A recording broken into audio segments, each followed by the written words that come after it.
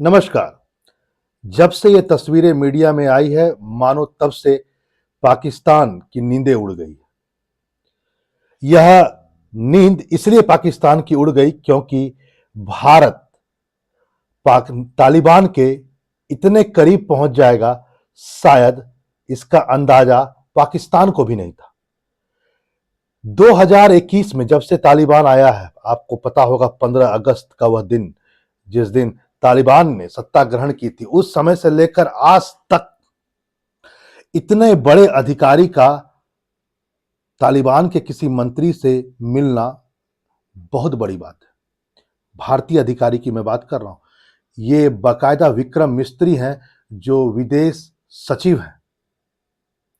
ये कल दुबई में मिलते हैं बाकायदा कार्यकारी, मैं कहूं विदेश मंत्री जो है तालिबान के, अमीर मुत्ताकी से। और जब ये मिलते हैं, इनके मिलने के बाद मानो पूरी की पूरी पाकिस्तान की सारी मीडिया इसके कवरेज में लग गई, क्योंकि आपको पता ही है कि अभी पाकिस्तान और तालिबान के बीच संबंध कैसे चल रहे हैं। वैसे मैं साफ कह दूं, जब से तालिबान आया है तब से ही संबंध खराब हैं। जैसा सोचा गया था वैसा बिल्कुल नहीं हुआ, और अब तो संबंध बद से बदतर हो चुके हैं, क्योंकि दोनों देश की सेनाएं आपस में उलझ पड़ी हैं। मानो कभी भी बड़ा कोई युद्ध हो सकता है। यह एक नए अध्याय की शुरुआत कही जा सकती है। बीबीसी के द्वारा यह फोटो शेयर किया गया और बाकायदा लिखा गया, भारत अफगानिस्तान की करीबी। ये हैं मिस्त्री साहब और ये हैं अमीर मुत्ताकी। तालिबान 2021 के बाद से पहली बार इतना बड़ा कोई अधिकारी, भारतीय अधिकारी, एक तरह से कहा जाए जस्ट केवल मंत्री से नीचे का अधिकारी तालिबान से मिलता है। सभी न्यूज़पेपर ने इसको कवर किया। यदि आप बात करें अदर न्यूज़पेपर की, आज तक ने बाकायदा कहा, विक्रम मिस्त्री की तालिबान के विदेश मंत्री से मुलाकात से पाकिस्तान में घबराहट। आगे देखिए नव भारत टाइम्स ने क्या लिखा। नव भारत टाइम्स ने लिखा कि मान्यता नहीं पर तालिबान को तवज्जी। अभी तक आपको पता होगा कि भारत ने तालिबानी सरकार को मान्यता नहीं दी है, लेकिन फिर भी तवज्जो दी गई। ये बहुत बड़ी बात है, और तवज्जो भी दी गई और बाकायदा इसमें नव भारत टाइम्स ने आगे लिखा, भारतीय कूटनीति के इस कैलकुलेटेड रिस्क के पीछे की इनसाइड स्टोरी करके इन्होंने पूरा का पूरा एक अपना अध्याय लिखा हुआ है, पूरा का पूरा डॉक्यूमेंट्री लिखा हुआ है। यानी भारत ने कैलकुलेटेड रिस्क लिया है। वैसे भी आपको पता है कि यदि चाणक्य का मंडल सिद्धांत आप देखें तो आपको सब साफ साफ नजर आ जाएगा। वैसे ही विदेश नीति में कभी भी कोई हमेशा दुश्मन नहीं होता है। भारत ने तालिबान सरकार को मान्यता न देकर के भी उसे इंगेज करने की नीति अपनाई है, और यह उस समय हो रहा है जब पाकिस्तान और अफगानिस्तान में खटास चरम पर है। वाजिब बात है, भारत के लिए केवल प्लस पॉइंट है, निगेटिव कुछ नहीं। वैसे मैं आज बता दूं इस बात को, जैसा कि बीबीसी वर्ल्ड ने इस बात को कहा कि जो गाजे बाजे के साथ इमरान खान सरकार उस समय थे, इमरान खान की सरकार थी, और गाजे बाजे के साथ है ना अशरफ गनी सरकार को उखाड़ फेंकने के बाद तालिबान जब सत्ता में आया 15 अगस्त 2021 का वह दिन, तब तत्कालीन प्रधानमंत्री ने क्या कहा था कि अफगानिस्तान के लोगों ने गुलामी की जंजीरों को तोड़ दिया, सालों की गुलामी की जंजीरों को तोड़ दिया। लेकिन सच्चाई, और तब क्या था, तब पाकिस्तान में जश्न का माहौल था। पाकिस्तान दशकों से तालिबान को मदद करता हुआ आ रहा था और उसके पीछे खड़ा था। लेकिन पिछले 4 सालों में चीजें बिल्कुल बदल चुकी है। यही पाकिस्तान जिसने तालिबान को लाया, आज इन दोनों के बीच दुश्मनी चरम सीमा पर पहुंच चुकी है, और निसंदेह भारत के लिए प्लस पॉइंट है। यहां पर कुछ और बातों को भी आज आप जाने। बीबीसी हिंदी ने बाकायदा इस बात को कहा, जरा देखिए क्या क्या लिखा गया।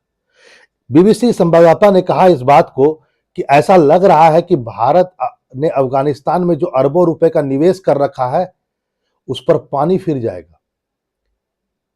ऐसा लग रहा था, भारत को भी लग रहा था कि जो हमने अरबों रुपए का निवेश कर रखा है उस पर पानी फिर जाएगा। लेकिन कुछ महीनों में तालिबान और भारत के संपर्क बढ़े हैं और एक बार फिर भारत और अफगानिस्तान के संबंधों में क्या आ गई है, गर्मजोशी आती हुई दिख रही है। भारत के विदेश सचिव विक्रम मिस्त्री 8 जनवरी को कहां थे? दुबई में मिले। हां ठीक है, अफगानिस्तान में नहीं मिले, दुबई में मिले। यहां पर एक बात ध्यान रखेंगे, तालिबान के विदेश मंत्रालय ने कहा कि अफगानिस्तान भारत के लिए अहम क्षेत्रीय और आर्थिक साझेदार के रूप में देखता है। वह भारत को एक अहम क्षेत्रीय और आर्थिक साझेदार के रूप में देखता है। 2021 में तालिबान के सत्ता में आने के बाद यह सबसे उच्च स्तरीय बैठक थी। इसी बैठक में उन्होंने इस बात को कहा। यहां पर उन्होंने एक बात और भी कहा, तालिबान के मंत्री विदेश मंत्री अमीर मुत्ताकी ने, कि हम लोगों को अब एकदम, जो आपको पता होगा कि यहां पर आपको ये कराची पोर्ट है, ये बगल में ग्वादर है, ये ग्वादर है पाकिस्तान का, ये कराची है और ये ईरान का चाबहार है।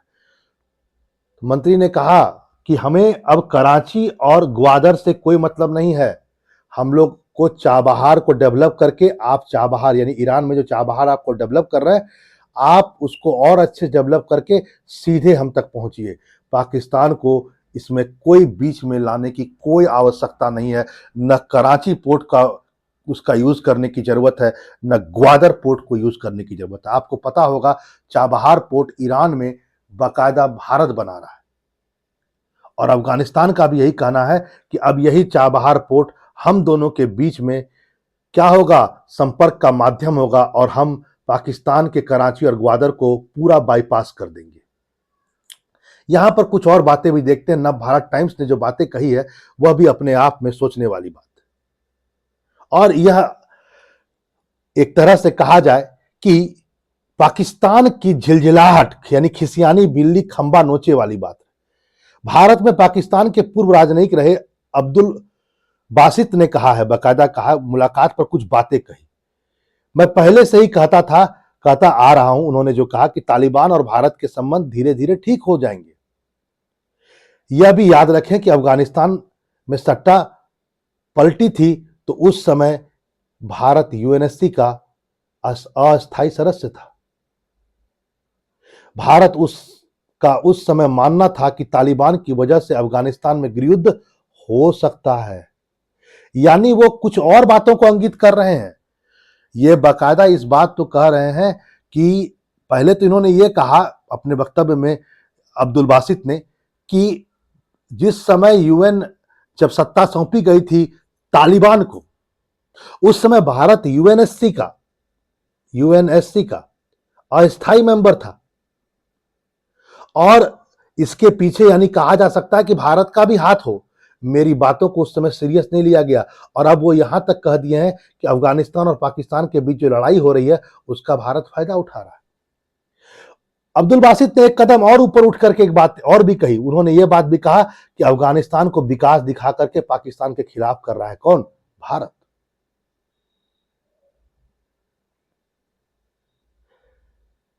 अब्दुल बासित ने आगे कहा कि पाकिस्तान और तालिबान की लड़ाई का पूरा फायदा भारत उठा रहा है, जैसा कि मैंने आपसे कहा।